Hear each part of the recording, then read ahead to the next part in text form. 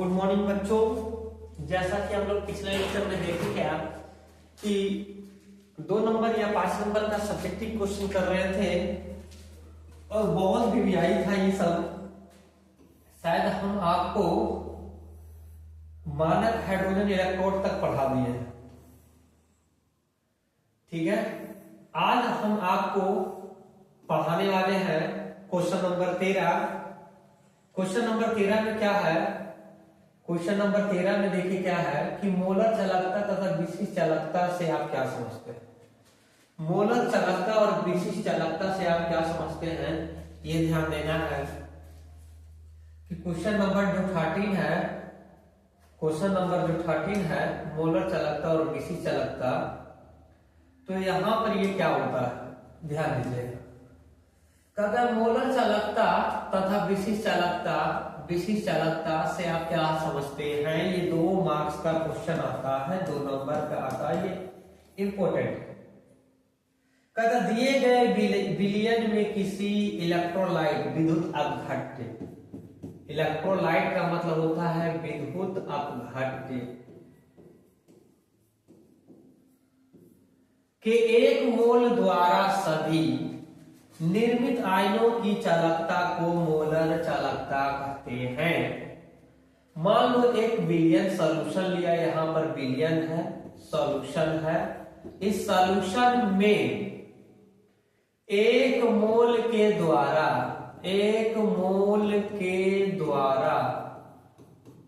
इस सॉल्यूशन में 1 मोल के द्वारा सभी निर्माण मतलब जो भी बना है आयनों की चालकता, जो आयन्स है उनकी चालकता को ही मोलर चालकता कहते हैं। मान लो कोई पात्र लिए, उस पात्र में बिलियन भरा हुआ है। अब बिलियन जो है भर दिए, अब वो बिलियन जो है 1 मोल से कितने आयन बने हैं, 1 मोल बिलियन से वो कितना आयन दिया है, उसी को हम लोग मोलर चालकता कहते हैं। क्लियर है? मोलर चालकता को हम लोग जो है मोलर चालकता को हाफ लैम्डा एम के द्वारा सूचित किया जाता है। इसे हाफ लैम्डा एम के द्वारा सूचित किया जाता है और हाफ लैम्डा एम की इकाई मात्रक होता है ओम इनवर्स, सेंटीमीटर स्क्वायर और मोल इनवर्स। ये 3 चीज होती है। फिर से सुन लो, ओम इनवर्स, सेंटीमीटर स्क्वायर और मोल इनवर्स, ऐसा होता है। अब ये विशिष्ट चालकता है, सॉरी मोलर चालकता है। अब विशिष्ट चालकता क्या होता है? सबसे पहला यह विशिष्ट प्रतिरोध के व्युत्क्रम के बराबर होता है। ये प्रतिरोध विशिष्ट प्रतिरोध के व्युत्क्रम मतलब उल्टा के बराबर होता है। इसे कप्पा के द्वारा सूचित किया जाता है। कप्पा यहां पर देखो K = 1/ρ होता है। रो का मतलब होता है यहां पर विशिष्ट प्रतिरोध। क्या बोलेंगे? विशिष्ट प्रतिरोध। तो विशिष्ट प्रतिरोध के ये जो होता है व्युत्क्रम होता है, उल्टा होता है। कप्पा का जो मात्रक होता है ohm inverse centimetre inverse, ohm inverse centimetre inverse. Clear है आप लोग? आगे बढ़े, चलिए क्वेश्चन नंबर 14 क्या कहता है? कहता किसी अभिक्रिया में m पर प्लस n चार्ज एक्वस मतलब जलीय विलयन, एक्वस का मतलब क्या है? जलीय विलयन। और ये जलीय विलयन इलेक्ट्रॉन को ग्रहण करके जो है मेटल जो है सॉलिड के रूप में ठोस अवस्था में बन गया है। ठोस के लिए नट्स का समीकरण ज्ञात करो, नट्स इक्वेशन ज्ञात करना है। समीकरण ज्ञात करो, नट्स समीकरण क्या होता है? इधर ध्यान दो, नट्स समीकरण क्या होता है? तो याद रखना, यहां पर जो सॉल्यूशन हम बनाए हैं नट्स समीकरण के लिए, हिंदी वाला देख लो, ठीक है। नट्स समीकरण के लिए यहां पर क्या होता है? नट्स समीकरण के लिए जो फार्मूला होता है ई का मतलब होता है इलेक्ट्रोड पोटेंशियल, Im पर n प्लस एक्वस मतलब जलीय विलयन, से m सॉलिड मतलब ठोस अवस्था में बदलता है तो उसको E नॉट और m पर n प्लस एक्वस और oblique ms minus RT by NF log, इसको लॉग बोलते हैं, लॉग m सॉलिड और m पर पावर n जो है एक्वस सॉल्यूशन में रहता है। तो ये नट्स इक्वेशन का जो फार्मूला होता है रियल में होता है क्या, E नॉट माइनस, ठीक है, RT बाई NF लॉग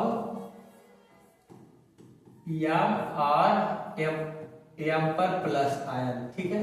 यही फार्मूला लिख दोगे, इतना लिख दोगे तो आपका नट्स समीकरण बन जाएगा, नट्स इक्वेशन बनेगा, जहां पर E ऐसा जो होता है इलेक्ट्रोड पोटेंशियल होता है इलेक्ट्रोड विभव होता है। अब E नॉट जहां जहां लगा वो मानक इलेक्ट्रोड पोटेंशियल है, E नॉट जहां लगेगा मानक इलेक्ट्रोड विभव इसको कहते हैं। और यहाँ पर ये R क्या है, T क्या है, N क्या है, F है क्या, उसके बारे में थोड़ा सा जान लो। R क्या होता है, गैस नियतांक होता है, और T क्या होता है, ताप होता है, और N क्या होता है, number of electron gain during the electrode reaction, electrode अभिक्रिया के दौरान प्राप्त इलेक्ट्रॉन होता है। जो इलेक्ट्रॉन पर अभिक्रिया होगा उसके दौरान जो इलेक्ट्रॉन प्राप्त होता है उसी को हम लोग स्मॉल n से डिनोट करते हैं। जैसे में अगर मान लीजिए कि यहाँ पर पावर जो है प्लस n है तो कितना इलेक्ट्रॉन हमने ग्रहण किया उसका वैल्यू को दर्शाता है n का मान, ठीक है जी, याद रखना। F क्या है, F एक फराडे स्थिरांक है, फराडे ने दिया था इस स्थिरांक को, और फराडे का मान होता है 96,500 और कूलम होता है। ये याद रखना आपके MCQ ऑब्जेक्टिव में 96,500 कूलम लगभग भी कहीं दिया रहेगा, लगभग, या फिर 96,500 कूलम लिखा रहेगा तो आपको लगभग वाला आंसर नहीं मारना है, ये एग्जैक्ट होता है 96,500 कूलम, ठीक है। Mn पर प्लस आयन जलीय विलयन में है, इसको मोलर सांद्रता ऑफ आयन, आयन का मोलर सांद्रता बोलेंगे, आयन का मोलर सांद्रता बोलते हैं इसको, आयन का मोलर सांद्रता इसको बोलते हैं, आयन का मोलर सांद्रता बोला जाता है। और Ms सॉलिड के रूप में ठोस अवस्था में है तो कॉन्सेंट्रेशन ऑफ मेटल, धातु की सांद्रता इसको बोलते हैं। फॉर प्योर सॉलिड, अगर ठोस हो तो उसका वैल्यू क्या होगा, 1 होगा। चलिए नेक्स्ट आगे हम लोग बढ़ते हैं 15 नंबर क्वेश्चन। 15 नंबर में क्या कहता है कि right nuts equation for general electronic chemical reaction. General electronic chemical reaction का नट्स इक्वेशन क्या होता है, देखिए यहां पर कुछ रिएक्शन दिया हुआ है, ए इसका कोफिशिएंट स्मॉल ए, बी लिखा हुआ है इसका coefficient small B gives n electron A, और ये सी और ये सी और ये डी और ये डी होता है। तो ई सेल बराबर होता है E not cell minus RT by NF log. अब देखो ये पहले प्रोडक्ट को लिखते हैं उसके बाद रिएक्टेंट को लिखा जाता है। प्रोडक्ट में जो सी है पावर में जाएगा, इस सी और ऊपर में सी इनटू में ये डी, सॉरी उल्टा कर दिए, यहां पर डी और ये स्मॉल डी, ठीक है, ये डी और उसके ऊपर ये पहले डी लिखेंगे, इसके ऊपर पावर डी हो जाएगा, फिर ये ए लिखेंगे, इसके ऊपर पावर ए हो जाएगा, बी लिखेंगे और इसके ऊपर पावर बी हो जाएगा। तो इस तरीके से समीकरण को लिखते हैं। अब आता है फराडे से आप क्या समझते हैं, फराडे से आप क्या समझते हैं, कहता एक मोल इलेक्ट्रॉन पर, एक मोल इलेक्ट्रॉन पर उपस्थित कुल आवेश के मान को फराडे स्थिरांक कहा जाता है। फराडे स्थिरांक से आप क्या समझते हैं, तो एक मोल इलेक्ट्रॉन पर उपस्थित कुल आवेश के मान को फराडे का स्थिरांक कहा जाता है। यह 6.022 गुना 10⁻23 और गुना 1 मोल इलेक्ट्रॉन का आवेश इतना होता है। ये होगा अग्र संख्या। 1 मोल परमाणु का होता है, आपस में गुना करेंगे तो 96,587 कूलाम के बराबर होगा। अर्थात इसे F से सूचित किया जाता है। समान गणनाओं के आधार पर F को 96,500 अप्रोक्सीमेटली 500 कूलाम लिया गया है। 500 से ज्यादा लेकिन 500 कूलाम लिया गया, ठीक है। तो इसी तरह से यहाँ पर फैराडे में इसका मान 500 कूलाम होता है। 17 नंबर क्या है? विद्युत अपघटनी सेल तथा विद्युत रासायनिक सेल में अंतर को लिखें।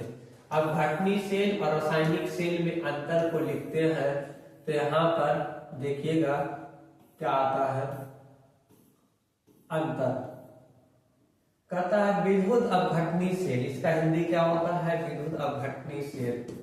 विद्युत अपघटनी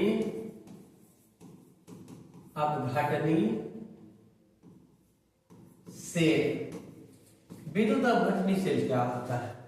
इस युक्ति का प्रयोग विद्युत ऊर्जा को रासायनिक ऊर्जा में परिवर्तन के लिए किया जाता है। इस युक्ति माने विद्युत अपघटनी सेल का उपयोग विद्युत ऊर्जा को किस रूप में बदलने के लिए करते हैं? तो रासायनिक ऊर्जा में। विद्युत ऊर्जा को रासायनिक ऊर्जा में बदलने के लिए किया जाता है।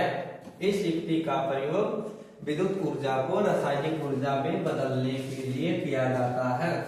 इस युक्ति का प्रयोग विद्युत ऊर्जा को रासायनिक ऊर्जा में बदलने के लिए किया जाता है। इस युक्ति का प्रयोग विद्युत ऊर्जा को रासायनिक ऊर्जा में माने इलेक्ट्रिक एनर्जी को केमिकल एनर्जी में कन्वर्ट करने के तरीके को बदल रहे हैं।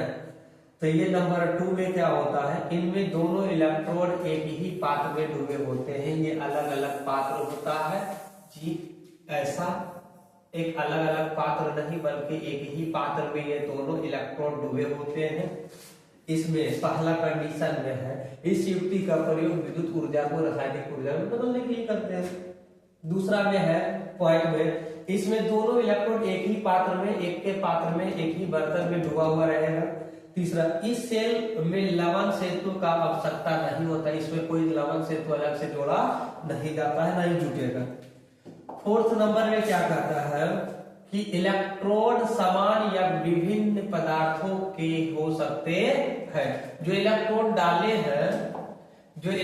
डाला गया है या तो वो दोनों धातु का होगा, नहीं तो अलग अलग पदार्थों का भी हो सकता है।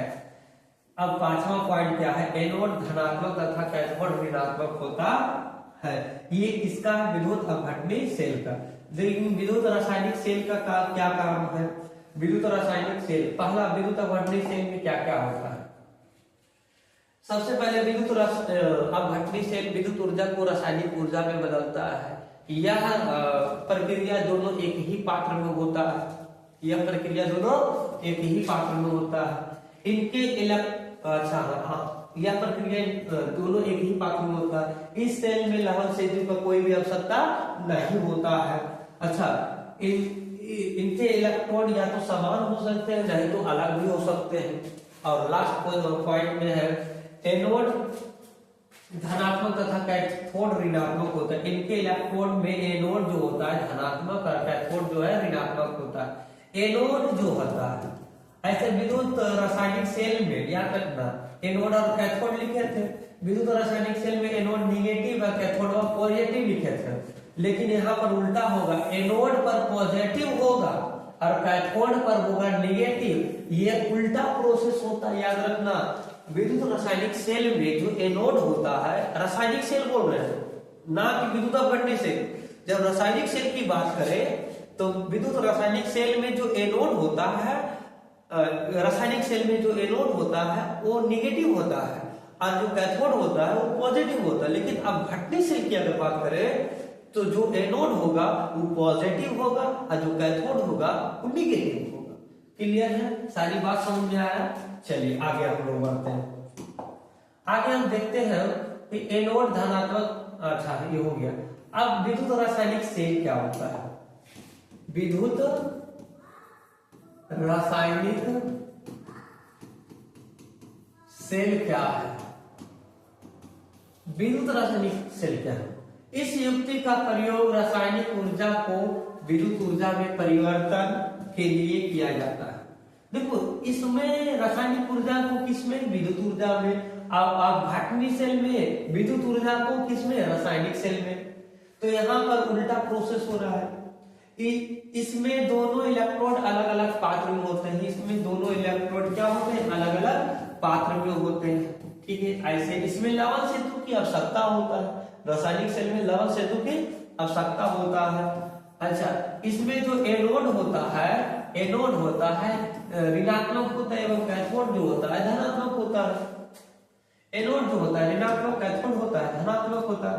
फिर से आप बता रहे हैं विद्युत अपघटनी सेल और रासायनिक सेल। रासायनिक सेल की बात किया जाए तो ये रासायनिक ऊर्जा को विद्युत ऊर्जा में बदलता है, पहला पॉइंट। दूसरा है इनका प्रक्रिया जो है अलग अलग पात्रों में होता है, एक ही पात्र में नहीं होगा।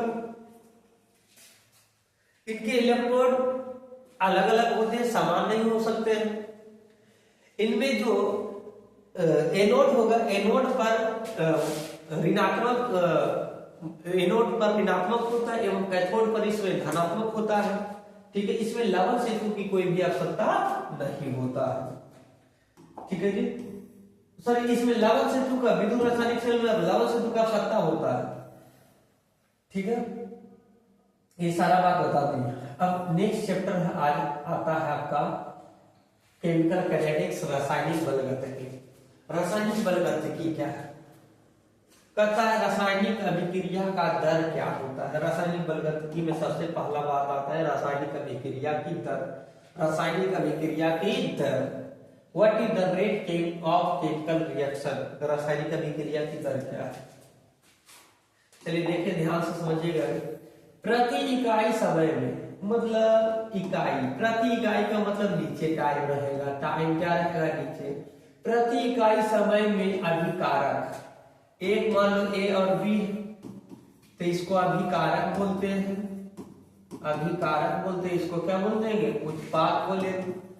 तो प्रति इकाई समय में अभिकारक और प्रतिफल मतलब उत्पाद के सांद्रता में हुए परिवर्तन को रासायनिक अभिक्रिया की दर कहते हैं। मतलब इकाई समय में अभिकारक और उत्पाद में परिवर्तन की दर को रासायनिक अभिक्रिया की दर कहा जाता है। प्रति इकाई समय में अभिकारक एवं उत्पाद की सांद्रता में हुए परिवर्तन की दर को हम लोग क्या कहते हैं? तो हम लोग बोलते हैं रासायनिक अभिक्रिया की दर। अब इसका फॉर्मूला होता है, अभिक्रिया की दर क्या होता है? फॉर्मूला अभिकारक या उत्पाद के सांद्रता में परिवर्तन अब बटा में समय में परिवर्तन। इसका जो होता है rate fraction, unit of rate fraction.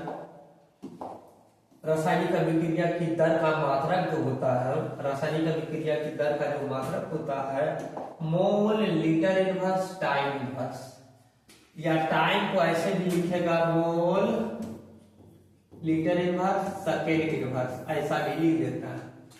या फिर इसी को गैस रिएक्शन के गैसियस अवस्था में रहेगा तो एटीएम सेकेंड इनवर्स या एटीएम मिनट इनवर्स, गैस के फॉर्म में रहेगा तब। अब देखिएगा, सबसे पहला बात है वेग नियम क्या है। वेग नियम क्या है? What is rate law. वेग नियम क्या है? सबसे पहले वेग नियम क्या है? वैसा व्यंजक जो अभिक्रिया का वेग या वेग स्थिरांक और अभिक्रिया की सांद्रता के बीच संबंध रखता हो उसे वेग नियम कहते हैं। वैसा व्यंजक जो अभिक्रिया का वेग या वेग स्थिरांक या अभिक्रिया का सांद्रता के बीच में संबंध रखता हो उसे वेग नियम कहते हैं। वैसे व्यंजक जो अभिक्रिया का वेग, सांद्रता एवं स्थिरांक के बीच में संबंध रखता हो या संबंध स्थापित करता हो उसे हम लोग वेग नियम कहते हैं। क्या कहेंगे? वेग नियम कहते हैं। वेग नियम का फार्मूला होता है रेट, वेग बराबर होता है के और ए पर एक्स और बी पर वाई। ठीक है, यहाँ पर ऐसा कोई रिएक्शन लिख लो जिसपे आपको बन जाएगा रेट जो है डायरेक्टली प्रोपोर्शनल टू ए पर अगर 2 है और बी पर अगर 3 है तो इसको ऐसे लिखते हैं।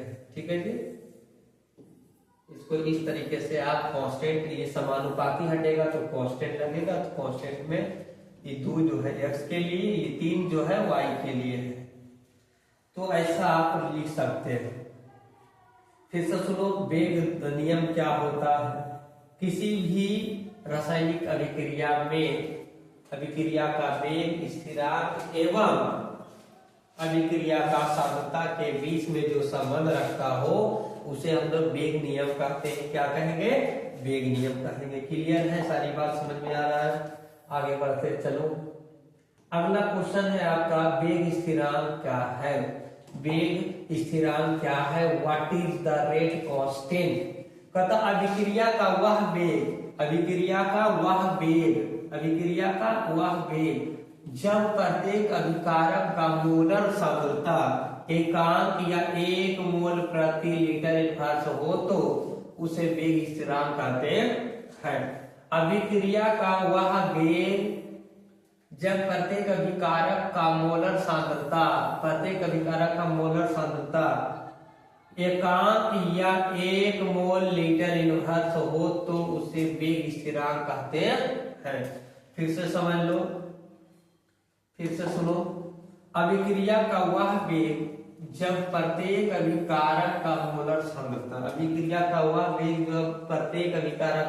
सांद्रता एकांक मतलब एक इकाई में 1 मोल प्रति लीटर हो तो उसे हम लोग वेग स्थिरांक कहते हैं।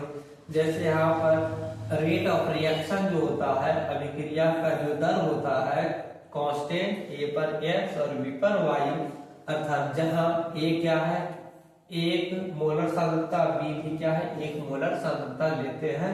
जब एक इसको मान लेते तो कुछ भी पावर दो तो ये जो है के इक्वल हो जाता था, अभिक्रिया का दर जो है कांस्टेंट के इक्वल हो जाएगा।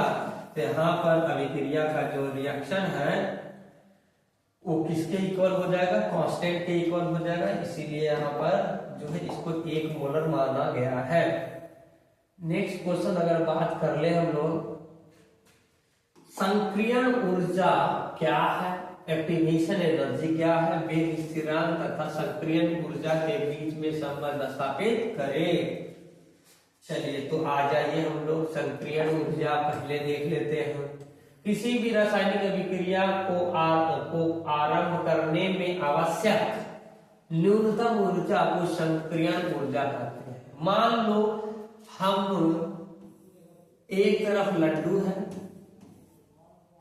ठीक है, और यहां से उछल के हम खा रहे हैं, तो उछलने के जब तक उछलेंगे नहीं, इस बाउंड्री को पार नहीं करेंगे, लड्डू कैसे खाएंगे? तो हमारे द्वारा जो ऊर्जा लगाया गया है न्यूनतम ऊर्जा, जो थोड़ा सा ऊर्जा लगाए कि लड्डू हम खा लें, तो कहता किसी भी रासायनिक अभिक्रिया को शुरू करने में, खाने में या शुरू करने में आवश्यक जरूरत के अनुसार जो न्यूनतम ऊर्जा होगा उसी ऊर्जा को संक्रियण ऊर्जा कहते हैं। किसी भी रासायनिक अभिक्रिया को शुरू करने के लिए जो न्यूनतम ऊर्जा दिया जाता है उस ऊर्जा को हम लोग संक्रियण ऊर्जा कहते हैं। फिर से सुन लो, किसी भी रासायनिक अभिक्रिया में या किसी भी रासायनिक अभिक्रिया को शुरू करने में जो न्यूनतम ऊर्जा दिया जाता है उसे हम लोग संक्रियण ऊर्जा कहते हैं, एक्टिवेशन एनर्जी बोला जाता है। इसका जो है संक्रियण ऊर्जा जो होता है वेग स्थिरांक के व्युत्क्रमानुपाती होता है। संक्रियण ऊर्जा जो होता है वेग स्थिरांक के व्युत्क्रमानुपाती होता है। संक्रियण ऊर्जा जो है वेग स्थिरांक के व्युत्क्रमानुपाती होता है। क्लियर है आप लोग? ये फार्मूला क्लियर। अगर संक्रियण ऊर्जा का मान कम होगा तब अभिक्रिया फास्ट होगा, तब अभिक्रिया क्या हो जाएगा, फास्ट हो जाएगा। जब संक्रियण ऊर्जा का मान कम हो जाएगा तब अभिक्रिया फास्ट हो जाएगा, अभिक्रिया तेजी से होने लगेगा। अगर संक्रियण ऊर्जा का मान ज्यादा होगा तब रिएक्शन स्लो हो जाएगा, अभिक्रिया कम हो जाएगा। ठीक है जी। जब संक्रियण ऊर्जा का जो फास्ट हो जाए और तेजी से होने लगे तो वो अभिक्रिया की दर घट जाएगा, है स्लो हो जाता है। चलिए नेक्स्ट अगर बात की अभिक्रिया की कोटि तथा अभिक्रिया की आणविकता से आप क्या समझते हैं, ये बहुत वीडियाई इस साल के लिए।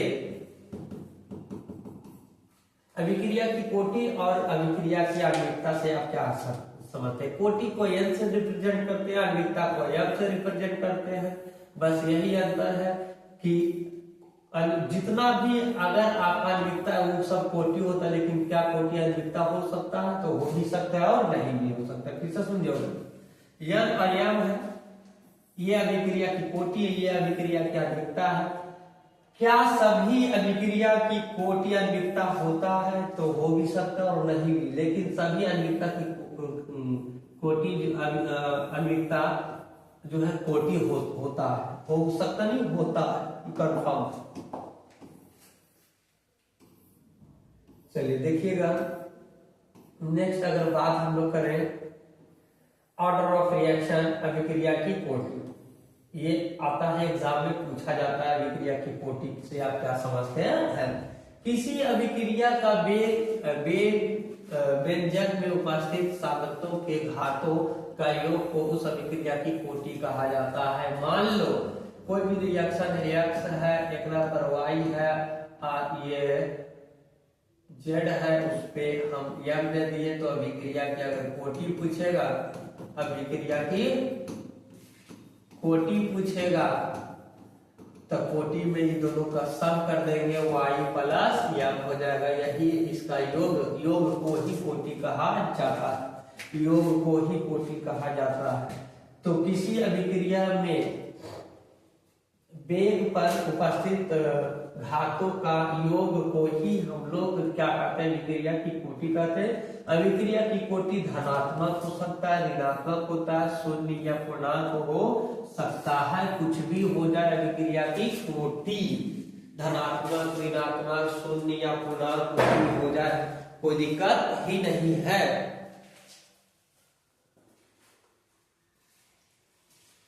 चलिए नेक्स्ट हम लोग चले आगे हम बढ़ते हैं, तो एक रिएक्शन के तौर पर हम इसको देखेंगे।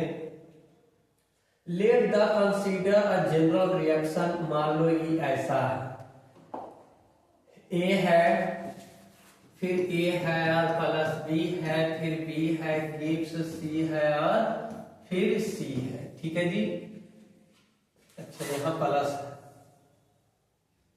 ए और बी प्लस सी और सी और सी ऐसा, और ये प्रोडक्ट देता है। जो भी डिपेंड करेगा अभिकारक पर डिपेंड रहता है, उत्पाद पर नहीं। तो अभिक्रिया की दर देखो, ए बी और सी, ए प्लस बी प्लस सी तीनों को जोड़ कर लिख देंगे, यही अभिक्रिया की कोटि होगा। एक्स को ए के सापेक्ष कोटि कहते हैं, y को b के सापेक्ष भी कोटि करते हैं, z को c के सापेक्ष भी कोटि करते हैं। तो x y z जो था, x y z था, x y z तीनों का तीनों कोटि है और कोटियों का सम कोटि कहलाता है। ठीक है जी। यहाँ पर n का मान 1 होगा, तो यहाँ पर याद रखना x y z तीनों ऐड कर दिया ना अभिक्रिया की कोटि में, तो x y z तीनों को जोड़ दिया।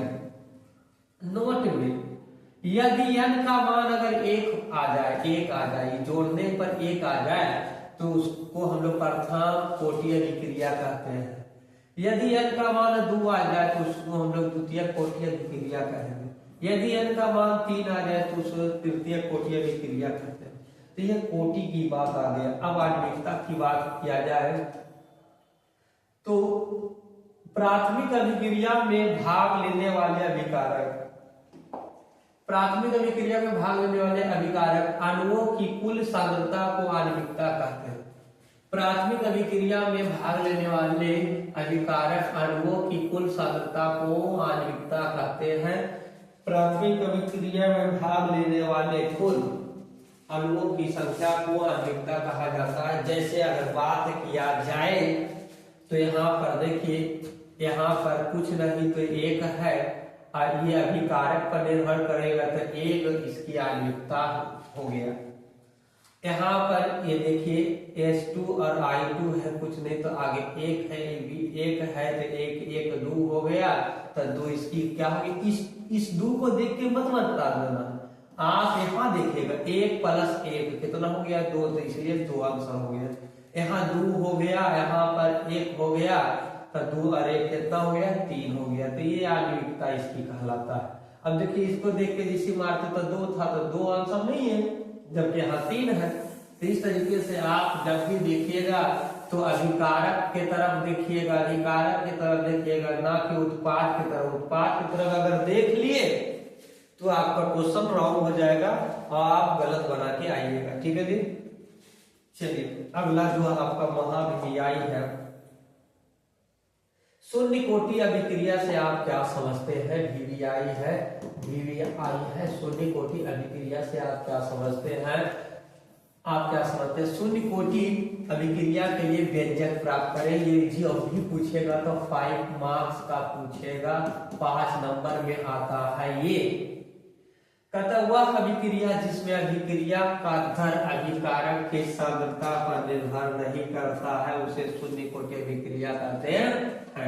वैसे अभिक्रिया जिसमें अभिक्रिया का दर, वैसे अभिक्रिया जिसमें अभिक्रिया का दर अभिकारक की सांद्रता, अभिकारक का मतलब रिएक्टेंट, रिएक्टेंट अभिकारक की सांद्रता पर निर्भर नहीं करता है उसे शून्य कोटि अभिक्रिया कहते हैं। जैसे अगर बात कर लिया जाए कि H2 और Cl2 और ये जो कोई उत्प्रेरक है वो 2 टाइम बना लेता है, तो याद रखना कोई भी उत्प्रेरक आएगा, कोई भी उत्प्रेरक रहेगा तो उस कंडीशन में अभिक्रिया की कोटि 0 होगा।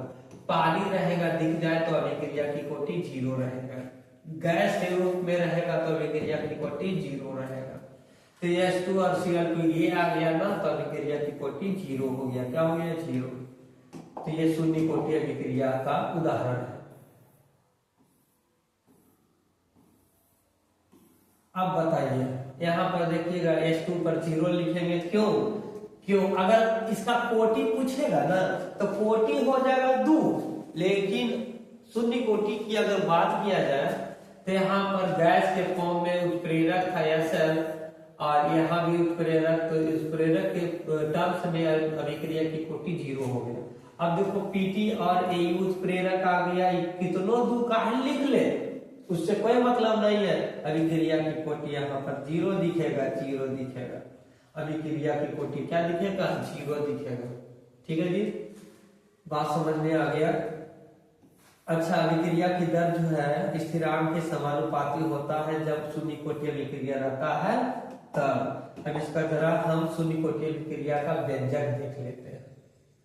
शून्य कोटि अभिक्रिया का व्यंजक क्या होता है। Consider a general 0 order reaction. A है कोई रिएक्टेंट, उससे क्या बना दिए प्रोडक्ट, यहाँ 0 ऑर्डर रिएक्शन में 0 हो गया। अब क्या करना, डिफरेंशिएट ऑन बोथ साइड कर लेंगे, डिफरेंशिएशन निकालेंगे तो dA/dt लिखेंगे और ये याद रखना रिएक्टेंट में नेगेटिव होता है और प्रोडक्ट में पॉजिटिव होता है। इतना जो है K के इक्वल आ जाएगा, जो कांस्टेंट है ना वो शून्य कोटि का था तो A पर 0 हो गया। अब उसी तरह यहाँ से इसको लिखेंगे तो अब बता इसका किसी भी चीज के ऊपर पावर अगर 0 होता तो उसका वैल्यू 1 आ जाता, तो इसको 1 गुना कर देंगे तो खाली K बचेगा। क्या बचेगा K माइनस में।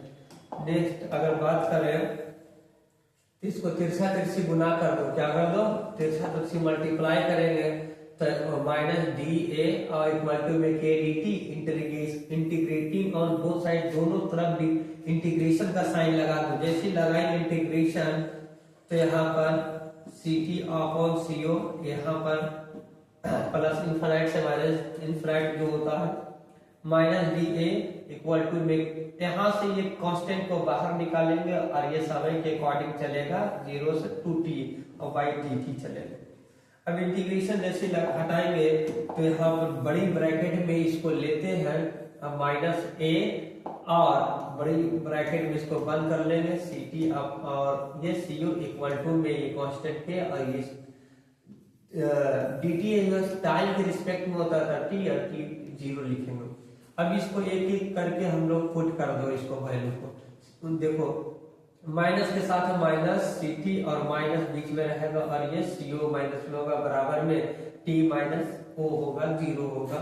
इस अर्थात इसको अगर हम लिखना चाहते हैं तो ये ऐसा होगा और यहाँ टी से गुना हो जाएगा तो ये के टी हो जाएगा तो C O minus C T equal to K T हो गया। अर्थात यहाँ से के निकालेंगे तो C O minus C T upon T हो गया। यही शून्य कोटीय विक्रिया का जो है व्यंजक प्राप्त हो गया, के का मान हो गया। शून्य कोटीय विक्रिया का व्यंजक प्राप्त हो गया, के का मान हो गया। अर्ध जीवन काल क्या होता है, what is half life period क्या होता है, what is half life period क्या होता है, यहाँ पर ध्यान दो। 50% अभिक्रिया समाप्त होने पर 50%